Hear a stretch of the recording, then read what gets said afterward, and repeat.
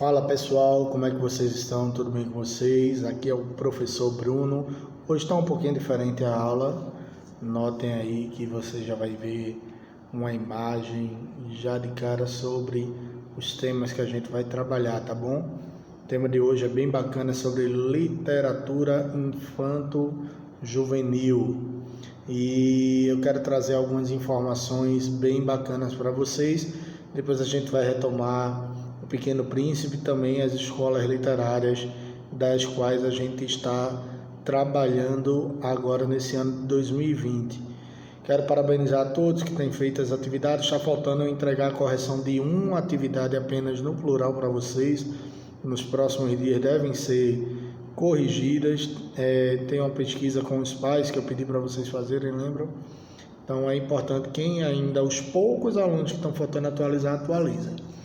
Vamos entrar no assunto propriamente dito.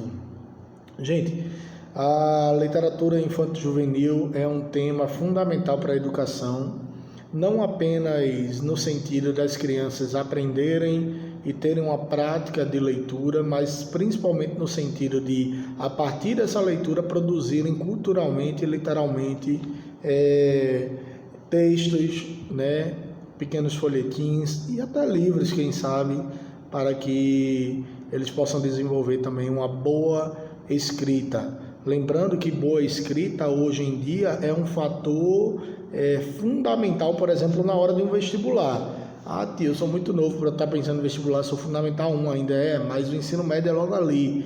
Quem é nono ano já está muito próximo, quem é do oitavo já está indo para o nono, é a transição para o fundamental, para o ensino médio, perdão. E quem está no sexto, sétimo ano, quando vocês menos esperarem, então aí na pré-adolescência, quando menos esperarem, vocês vão estar já no ensino médio, daqui a pouco fazendo o Enem, por exemplo.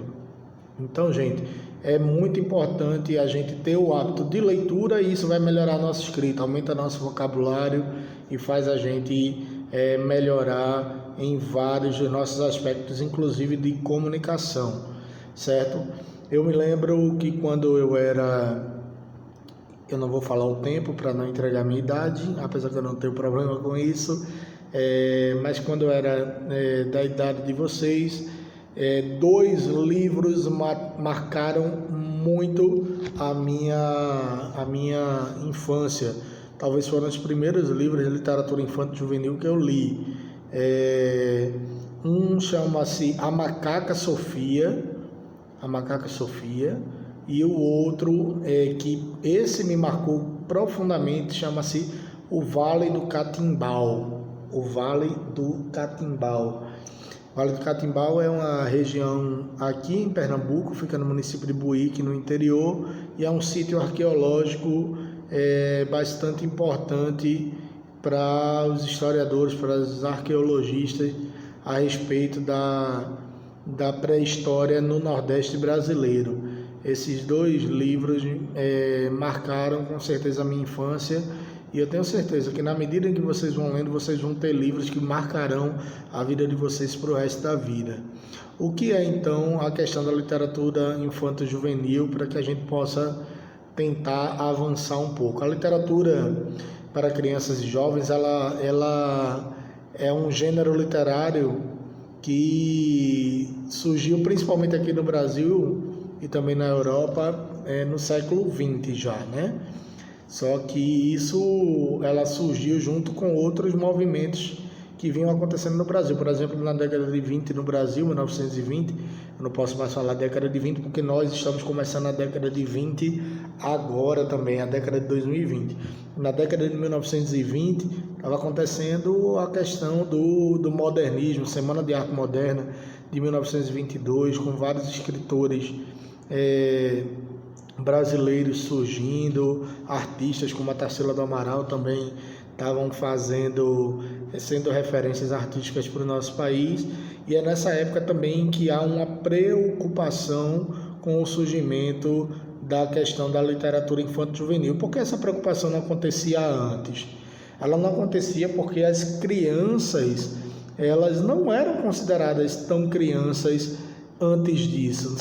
Até o século XIX, até o século XVIII, na realidade, as crianças eram tidas como adultos pequenos. Elas tinham, inclusive, a função de trabalhar.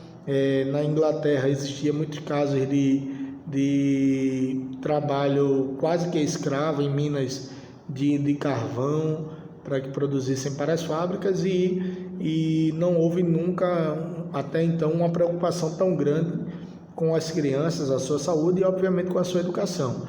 Como as escolas se tornaram algo mais populares para as classes trabalhadoras, então a coisa precisou mudar de figura completamente, né? Antes a escola também era algo mais para as elites, somente pessoas que tinham muitas posses é que poderiam mandar os filhos para a Europa estudar, e com a mudança disso começou a haver uma preocupação com as crianças e óbvio que isso veio a impactar a literatura infanto-juvenil, a literatura como um todo, surgindo também a necessidade de se escrever para crianças.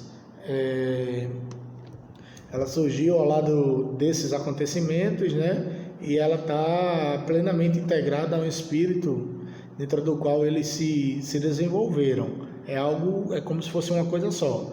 Esse momento moderno e essa literatura que vai surgindo também ao mesmo tempo. Lembrando que esse não é um movimento exclusivamente brasileiro, é um movimento mundial que vai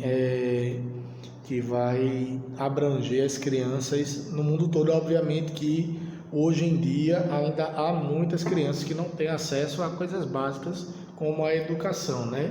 E é necessário que a gente amplie o debate para que as crianças de fato tenham a garantia de que vão ter educação de qualidade e outros direitos garantidos envolvendo sua saúde, bem-estar, o lazer e o amor que é dado pelas suas famílias. Eu estou com um textinho aqui que aborda bem algumas temáticas a respeito da literatura infanto-juvenil. São 3 pontos. Ela não pode prescindir de um destinatário particular, a criança, já que apareceu no horizonte literário para atender a demanda específica deste novo público. Ela não surgiu a partir das crianças, mas ela surgiu a partir de pessoas adultas que sabiam do universo das crianças, né? Mas hoje em dia muitas crianças, inclusive, produzem literatura infanto-juvenil, não apenas como apresentação em suas escolas para trabalhos, mas também vendendo, né, em grandes editoras livros de maneira profissional, né? Assim como existe o ator mirim, cantor mirim, tem os chamados escritores mirins. Ela é vinculada desde o início ao sistema escolar e atua como um reforço, essa é a segunda parte, tá? E atua como um reforço de modo que se dobra aos interesses da pedagogia e confunde-se com a função educativa. O que tudo isso significa é que a literatura é importante também para aquilo que eu já falei, reforçar alguns aspectos da educação da criança. A partir do momento em que ela lê mais, ela vai aprender mais, ampliar o seu vocabulário, por exemplo, e escrever melhor. Inclusive, não apenas do ponto de vista da gramática, né? Escrever as palavras de maneira correta, mas até mesmo do ponto de vista da grafia, a chamada caligrafia. Eu não sou professor de português, mas é muito bom quando a gente pega um caderno organizado, um livro organizado em que a grafia da criança é bonita. Inclusive, falar caligrafia bonita está errado, isso é uma redundância, porque caligrafia já significa grafia bonita, tá bom? Então, quando a criança ela já tem essa grafia mais organizada, significa também que ela tem um maior interesse, inclusive pela leitura e pela escrita. E por fim, com a expansão da literatura infanto-juvenil, ela acompanha o crescimento do seu público. Hoje a gente, por exemplo, tem muito mais crianças do que naquela época, proporcionalmente ao Brasil. Na medida em que a quantidade de crianças foi aumentando no nosso país, a demanda, a necessidade de ter mais escritores e mais livros infanto-juvenis também foram aumentando. Portanto, o próprio mercado ele vai se adaptando a essa necessidade, né? A chamada indústria cultural, ela massifica, ela atinge uma quantidade maior de estudantes, certo? Se você não entendeu, dá uma outra olhada no vídeo, o vídeo vai ficar aí no YouTube, tira a dúvida comigo no WhatsApp e, por favor, comece a ler algo. Não leia apenas as letrinhas do WhatsApp do seu coleguinha, não leia apenas as regrinhas do Minecraft, não leia apenas as regrinhas e as historinhas lá do Free Fire. É legal, é bacana, ótimo, mas leia, abrace um livro, adote um livro que você possa ler por um período e você vai ver que muita coisa vai melhorar na sua vida. Inclusive é uma dica, né? Se afasta um pouquinho das más notícias nessa época tão difícil que a gente está passando e se apega a um livro, se apega a uma leitura. Hoje em dia a gente tem uma facilidade de baixar os livros em PDF e no próprio computador, muitas vezes no próprio celular, e isso facilita o nosso acesso à leitura. Com certeza você verá desculpe, que a sua escrita também vai melhorar, tá bom? O que é que eu quero de vocês? Que respondam no caderno, manda foto para mim. Você já leu algum livro? Sejam honestos, sejam sinceros, ok? Qual o livro que vocês leram? Qual foi o livro? De que editora? Qual era a temática? Livro, a editora, qual era o tema e quem era o escritor desse livro. Eu nunca li um livro. Esse vai ser o seu desafio. Você vai aí pesquisar um livrinho de bolso, um livro pequeno, certo? Eu vou tentar mandar para vocês algumas recomendações de pequenos livros que pode ser lido em menos de uma semana, obviamente que adaptados à idade de vocês, e vocês vão ler e depois vão me responder a mesma coisa de quem já leu.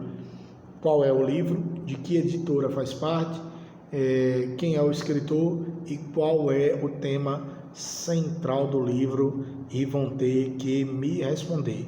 Quem já leu, já tem as perguntas aí, é só responder. Quem não leu, vai agora atrás de um desses livros, principalmente na internet, ou então principalmente na internet. Hoje a gente tem tudo pela internet, essa facilidade vocês não têm nem desculpa, tá bom? E vão responder essas perguntas, certo? Quem quiser ler A Macaca Sofia, muito engraçado esse livro, muito legal. E a leitura, novamente, que eu disse a vocês, O Vale do Catimbau, acho que tem na estante virtual, inclusive quem quiser adquirir o livro, ele num preço bem bacana, bem conservado, né? Seminovo, bem conservado, para aumentar a sua leitura. Lembrando que eu já tenho alunos que já têm uma prática regular de leitura, né?